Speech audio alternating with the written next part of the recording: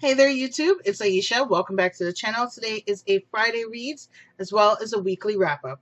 I'm going to wrap up from August 1st to August 10th. Well, August 9th, actually. And I'm going to let you know what I've read so far.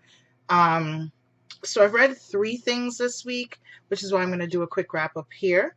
First thing I read was Nora Roberts' The Liar. I gave this 5 stars. This was a romantic suspense, way more on the suspense mystery side than on the romance, and I really enjoyed it. I gave it 5 stars because it was so fantastic and it's such a good storyline. This young woman becomes a widow and then discovers that her entire life was a lie, and as she's trying to dig her way out of the mess that her ex-husband, her dead husband, has left her, things are unraveling. As she steps into new things, more implodes, and just, it was fantastic. I really enjoyed it. There was murder, there was mayhem, there was craziness, there was misidentities. It was a lot. So I gave it 5 stars because I wanted to know what was going on, so I read it really quickly. The next thing I read was Phantom Evil by Heather Graham. This is Crew of Hunters book 1. This is the first book after the Adam Harrison series. This starts the Crew of Hunters series, and I really enjoyed it. I gave it 4.5 stars. I read it really quickly. I think I read it in a day or two, and I finished it over the weekend, and I just really enjoyed it. I gave it 4.5 stars.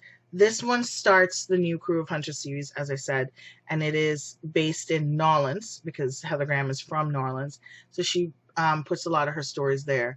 This stars Jackson Crowe, who is the head of the new crew, and he is a FBI agent with a little bit of psychic talent, but he's not willing to accept it.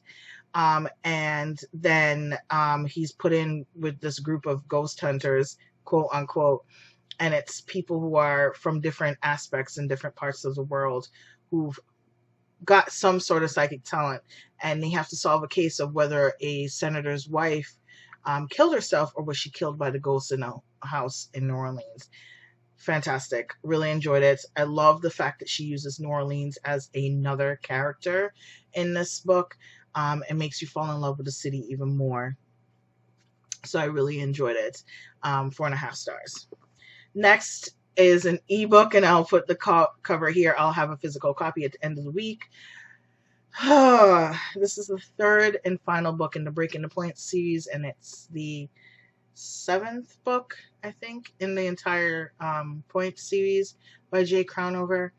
It was bittersweet. This is the story of Race's sister-in-law, and we get to see her. When she first started the series, she was 16, and she fell in love with Booker, and we knew it. Everyone knew it. And this book, it comes to a head where her family is not okay or comfortable with her falling in love with Booker, and they do their level best to give her another opportunity. And we saw this in Race's book. We saw it when it, and we saw hints of it in other books. And the last book, Dignity, when they went to the hospital for the cops.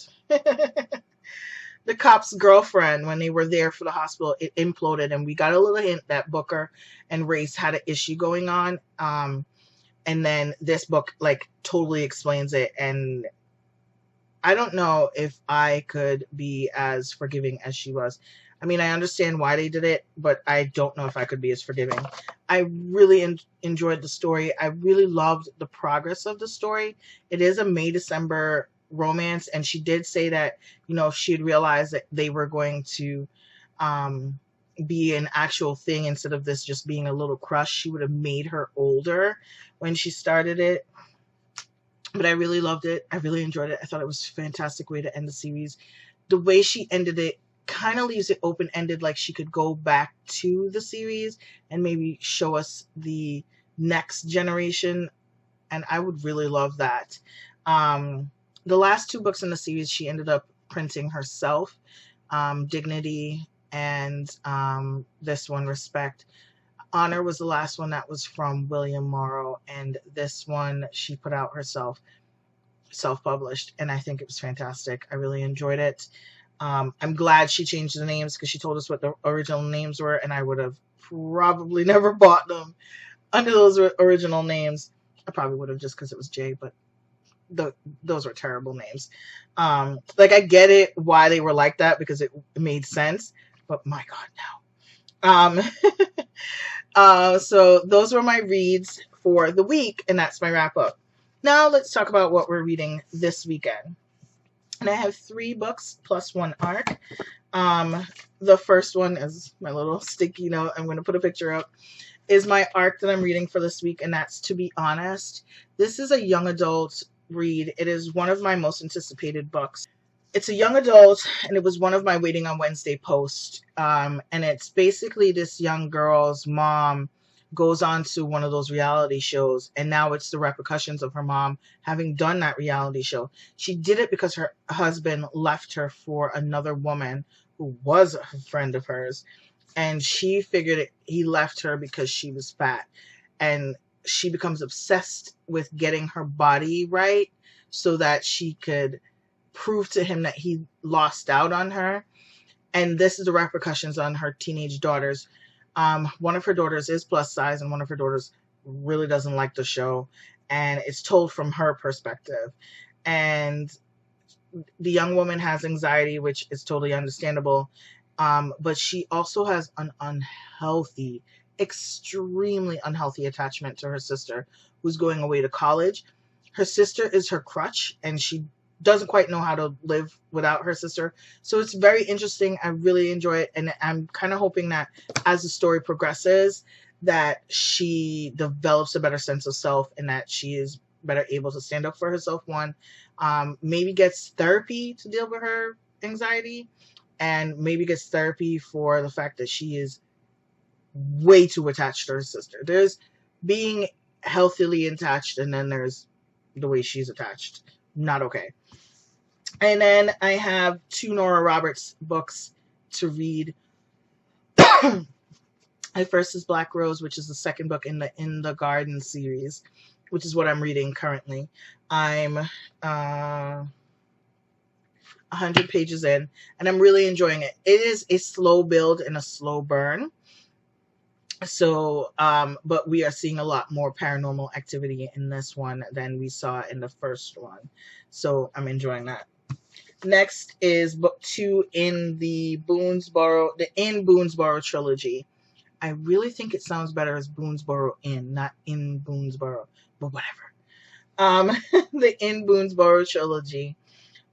This is book 2, and it's The Last Boyfriend. This is the second brother and the second friend from the first book. And it's not a big book, so it'll be a quick read. I really enjoy her reads, particularly her contemporaries, because they fly by really quickly. I really enjoyed The Next Always. I think I gave it 4.5 stars, or maybe 5 stars. I believe it was 4.5. So I'm hoping that this one will be just as good and fly by just as well. And then my 4th and final book will be When Dimple Met Rishi by Sandhya Menon. And this is a contemporary young adult romance, and it was one of my books on my summer reading list that I wanted to get completed. She also has a new book coming out called,